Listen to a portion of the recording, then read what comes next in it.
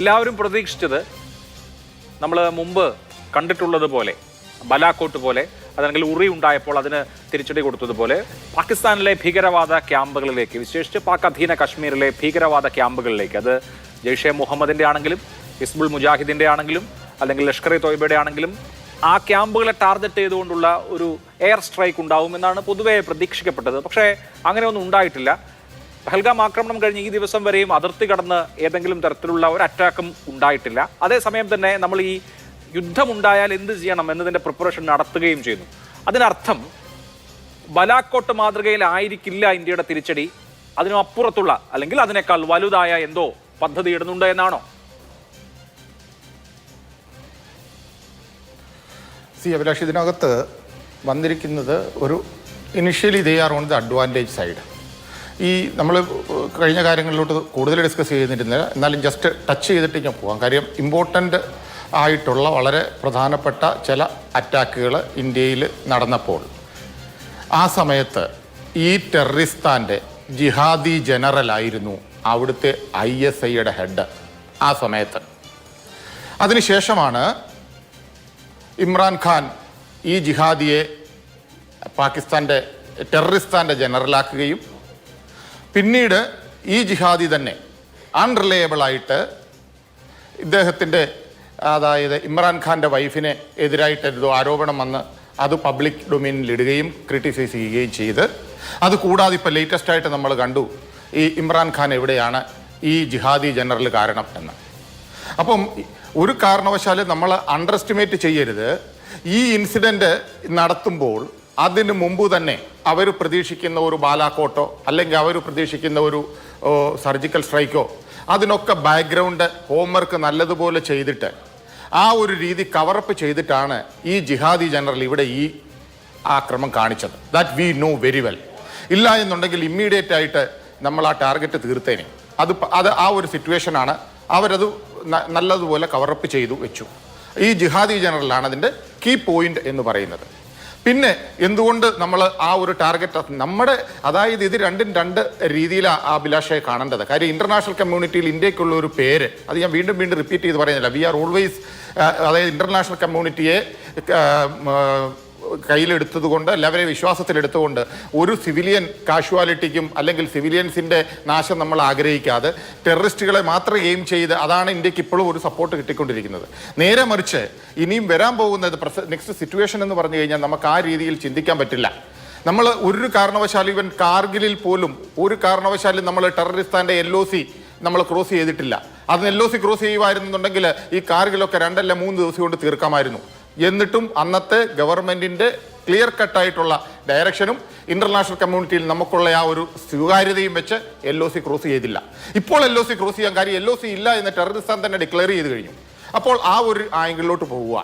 നമ്മളിപ്പോൾ എയിം ചെയ്യുന്നത് എന്തെന്ന് ചോദിച്ചു കഴിഞ്ഞാൽ ഞാൻ പ്രിസ്യൂം ചെയ്യുന്നത് നമ്മൾ ഒക്കുപ്പൈഡ് കാശ്മീരിലെ ബേസിക്കലി വിട്ടുകൊടുത്തിട്ടുള്ള ടെററിസ്റ്റ് ഹെവിനായിട്ടുള്ള ഇപ്പോൾ ടെററിസ്റ്റ് അവിടെ കാണാൻ സാധ്യത കുറവുള്ള അവരുടെ ഹൈഡ് ഔട്ട് മാത്രമുള്ള സ്ഥലങ്ങൾ ലെവൽ ചെയ്തെടുക്കുക എന്നുള്ളതാണ്. പക്ഷേ സിറ്റുവേഷൻ എങ്ങനെയാണ് വീണ്ടും കറങ്ങിത്തിരിഞ്ഞ് വരുന്നത്? കാര്യം ഇന്നത്തെ ലേറ്റസ്റ്റ് ഡെവലപ്മെന്റ് എന്ന് പറഞ്ഞു കഴിഞ്ഞാൽ ഓർഗനൈസേഷൻ ഓഫ് ഇസ്ലാമിക് കൺട്രീസ്, ഇത് ഈ ബിലാവൽ ഭൂട്ടോയുടെ അപ്പൂപ്പൻ്റെ സമയത്തും ഉണ്ടായിട്ടുള്ളതാണ്. സുൽഫക്കർ അലി ഭൂട്ടോ ഇസ്ലാമിക് ബോംബ് എന്ന് പറഞ്ഞൊരു പ്രബന്ധം ഉണ്ടാക്കി.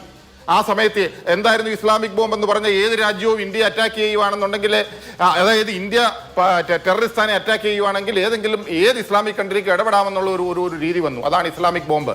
അപ്പോഴാണ് വളരെ തന്ത്രപൂർവ്വം ഇന്ദിരാഗാന്ധി ഇസ്രയേലുമായിട്ട് എഗ്രിമെന്റ് ഉണ്ടാക്കിയത്. ഇന്ത്യയെ ആരെങ്കിലും അറ്റാക്ക് ചെയ്യുവാണെന്നുണ്ടെങ്കിൽ ഇസ്രയേലിന് ഡയറക്റ്റ് ഇടപെടാമെന്നുള്ള ഒരു ധാരണ ഉണ്ടാക്കി. ആ ഒരു ബാലൻസിങ് പവറാണ് ഇപ്പോഴും, ബാലൻസിങ് പവർ തന്നെയാണ് നടന്നുകൊണ്ടിരിക്കുന്നത്. ഇപ്പം ഇസ്ലാം ഈ OIC ബോംബ് എന്നൊക്കെ പറയുന്നത് അത്ര എഫക്റ്റീവ് അല്ല. റീസൺ ബീയിങ് ഇക്വേഷൻസ് മാറി. കാര്യം എല്ലാ രാജ്യങ്ങൾക്കും സസ്റ്റൈനബിലിറ്റിയാണ്, അവരുടെ ഡെവലപ്മെന്റ്സ് ആണ് കൂടുതൽ നോക്കുന്നത്. വാർമോങ്കറിംഗ് അല്ലെങ്കിൽ യുദ്ധത്തിലോട്ട് എടുത്തിയാടാൻ ആർക്കും താല്പര്യമില്ല. പിന്നെ വളരെ ക്രിട്ടിക്കലായിട്ടും വളരെ സ്പഷ്ടമായിട്ടും നമ്മൾ കാണേണ്ട ഒരു കാര്യം അഭിലാഷെ, റഷ്യയുടെ ഓപ്പൺ സപ്പോർട്ടാണ്. ഇൻ ബിറ്റ്വീൻ നമ്മൾ ഒരിക്കലും വിശ്വസിക്കാൻ പറ്റാത്ത അമേരിക്കയോട് സൈഡ് ചേർന്നെങ്കിൽ പോലും പഴയ റിലേഷൻ ആണെങ്കിലും നമുക്ക് തന്നിട്ടുള്ള ഇൻഫ്രാസ്ട്രക്ചർ വെച്ചാണെങ്കിലും ഇന്ത്യൻ ഡിഫൻസ് ഫോഴ്സസിന്റെ ബാക്ക് ബോൺ ആയിട്ട് ഡെവലപ്മെന്റ്സിന് വേണ്ടി എല്ലാവിധ എക്യുപ്മെന്റ്സും അതുപോലെ യുദ്ധ ഉപകരണങ്ങളും തന്നിട്ടുള്ള റഷ്യ ഇപ്പോഴും അന്ധമായിട്ട് എനിക്ക് ഉറപ്പാണ് they are the only country to come and help openly വരാൻ പോകുന്നത്. No other country is going to. എല്ലാവരും വെളിയിൽ നിന്ന് okay whatever terroristan you are doing wrong thing, India got its right to do the self defense. അതാരും പറയേണ്ട കാര്യമില്ല. അതൊരു യുദ്ധതന്ത്രമാണ്. ഒരു ടെററിസ്റ്റ് ഒരിടത്ത് വന്ന് അറ്റാക്ക് ചെയ്താൽ ആ ടെററിസ്റ്റ് എവിടെ നിന്നാണോ വന്നത് അവിടെ പോയി അറ്റാക്ക് ചെയ്യാൻ, അവിടെ പോയി അവരെ ന്യൂട്രലൈസ് ചെയ്യാനുള്ള പവർ അത് ഇന്റർനാഷണൽ കമ്മ്യൂണിറ്റി പറഞ്ഞിട്ടുള്ളതാണ്. അതിന് പറയുന്ന ഹോട്ട് പെർസ്യൂട്ട് എന്നാണ്. അതുകൊണ്ട് ആരുടെയും അച്ചാരം വേണ്ട, ആരുടെയും പെർമിഷൻ വേണ്ട നമുക്ക് പോയിട്ട് ടെററിസ്റ്റ് ഹൈഡ് ഔട്ട് ന്യൂട്രലൈസ് ചെയ്യാനായിട്ട്. അതൊരു നിയമമാണ്. അത് നമ്മൾ കണ്ടിട്ടുണ്ടല്ലോ. ഈവൻ US വന്നിട്ട് എന്താണ് എടുത്തുകൊണ്ട് പോയത് ടെററിസ്റ്റാനിൽ നിന്ന് തന്നെയല്ലേ. പിന്നെ ഇത് വീണ്ടും വീണ്ടും ഇവർ തെളിവ് ചോദിക്കുന്നു. എന്തോന്ന് തെളിവ് ചോദിക്കുന്നത്? തെളിവ് വീണ്ടും ചോദിച്ചു കഴിഞ്ഞാൽ ഒരു തേർഡ് പാർട്ടി രാജ്യം വന്നിട്ട് ഇവിടെ ചെയ്യും. ഞാൻ ഒരു കാര്യം കൂടി വളരെ സ്പഷ്ടമായിട്ട് എനിക്കൊരു ഒരു ഇൻഡിവിജ്വൽ വിയോജിപ്പ് എന്ന് പറഞ്ഞു കഴിഞ്ഞാൽ, അതായത് ഈ പഹൽഗാം അറ്റാക്കിലുള്ള ആൾക്കാരെ ജീവനോടെ പിടിക്കണമെന്ന് പറഞ്ഞൊരു ഡയറക്ഷൻ കൊടുത്തു. അത് അത്ര കറക്റ്റ് ആയിട്ടില്ല എന്ന് തോന്നുന്നു. ആ ഒരൊറ്റ കാരണം കൊണ്ടാണ് ഇന്ന് വരെ ഒരാളെ പോലും നമുക്ക് കിട്ടാതിരുന്നതും. രണ്ടാമത് ജീവനോടെ പിടിക്കുന്നതിനുള്ള കാരണം നമുക്ക് പറയാം, അതായത് ഇന്റർനാഷണൽ കമ്മ്യൂണിറ്റി തെളിവ് കൊടുക്കണം, ജീവനോടെ പിടിച്ചെങ്കിൽ അവർ ടെററിസ്റ്റാനിൽ നിന്നുള്ളതാണ് അല്ലെങ്കിൽ അഫ്ഗാനിൽ നിന്നുള്ളതാണെന്ന്. പക്ഷേ അഭിലാഷേ, ഇത് വെറും മിഥ്യാധാരണയാണ്. ഇതിനു മുമ്പും ജീവനോടെ ടെററിസ്റ്റുകളെ പിടിച്ചിട്ടുണ്ട്. ഓരൊറ്റ ടെററിസ്റ്റ് പോലും ഓണപ്പ് ചെയ്തിട്ടില്ല, സമ്മതിച്ചിട്ടില്ല ഞങ്ങളും ടെററിസ്റ്റാനിൽ നിന്നുള്ളതാണ് അല്ല അഫ്ഗാനിസ്ഥാനിലുള്ളതാണെന്ന്. അവർക്ക് കൊടുത്തിട്ടുള്ള ട്രെയിനിങ് ഞങ്ങൾ കാശ്മീരികളാണെന്ന് മാത്രം പറയും. ഞങ്ങൾ ഇതിനു വേണ്ടി ഫൈറ്റ് ചെയ്യുന്നു, രാഷ്ട്രത്തിന് വേണ്ടി, അതായത് സെപ്പറേറ്റ് കാശ്മീരിന് വേണ്ടി. അത് മാത്രമേ പറയുള്ളൂ. ഇത് മനസ്സിലാക്കിക്കൊണ്ട് തന്നെ നമ്മൾ എന്തുകൊണ്ട് വീണ്ടും അങ്ങനെ ഒരു റോങ് ഡിസിഷൻ എടുത്തു? ആ shoot at sight, that should be the reason. അപ്പൊ ശരിക്കും ഇത്രയും കഷ്ടപ്പെട്ട് രാവും പകലും ഉറക്കെ വളച്ച് ആ യൂണിറ്റിലുള്ള ഡിഫൻസ് പേഴ്സണലിന്റെ മൊറാൽ തന്നെ ഡൗൺ ചെയ്യുന്ന ഒരു ഡിസിഷനാണ് ജീവനോടെ പിടിക്കണം എന്നുള്ളത്. അതും ഇത്രയും ഹോസ്റ്റൈൽ ടെറൈനിൽ എങ്ങനെ ചെയ്യാൻ പറ്റും?